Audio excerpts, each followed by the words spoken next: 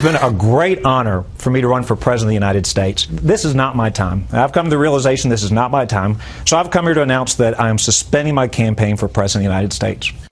All right, Bobby Jindal, he's out. Now look who is here with us right now in the studio this morning. Senator and presidential candidate Lindsey Graham. I have to ask, Bobby Jindal's out. Yeah. How about you? Well, I'm in. Clearly. You know, Bobby is a good voice for conservatism, wonderful family. I wish him well. I am all in. You're still in. I want to be commander-in-chief in the most desperate way to defeat an enemy that needs to be destroyed. Okay. This president has no clue of what he's doing. An attack on our nation is imminent. I'm willing, ready, and able to destroy ISIL and reset the world. Now, you want to put before Congress a motion that declares war on ISIS. A year ago, the president sent up an authorization to use military force against ISIL that was limited to 3 years and did not allow for ground forces.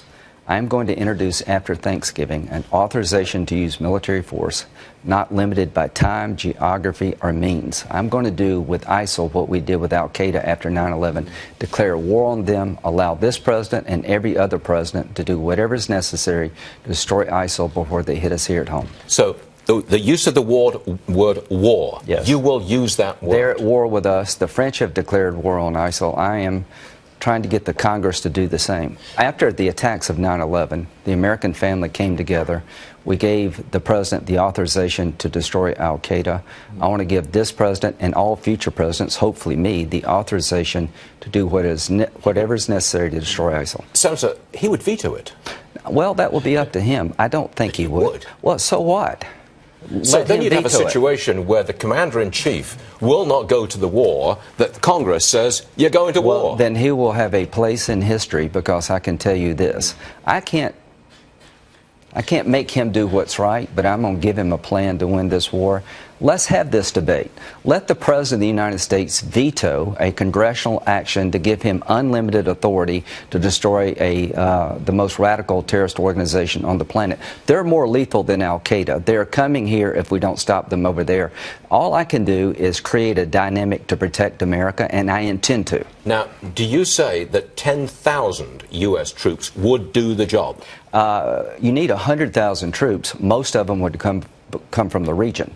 10,000 would include the American component. Here's what... But 10,000 American as part of a regional on the ground. Force, as part of a regional force. 10,000 is not enough. But that's enough to give the Arabs in Turkey the capacity they need to win. Now, let me try to explain something. Nobody ever believed the Taliban was going to come in and take over Egypt. No one believed that Saddam Hussein was going to depose the king of Jordan. Egypt, Jordan, Saudi Arabia all believe that ISIL is coming after their governments and their people. ISIL is a different threat in the eyes of the region. That's why they'll be more willing to fight. 90% them, 10% us. We're flipping what we've done in the past. Absent an attack in America, you think that Congress would approve a declaration of war after Thanksgiving? You think you get the Congress to go with you? I hope so, because if the Congress doesn't realize that ISIL's at war with us, that they represent a direct threat to our homeland, then we are missing an opportunity to protect the nation. Any member of Congress who rejects the idea that we should be involved in total war against ISIL doesn't understand the threats our homeland faces from ISIL, and will go down in history as a very sorry soul.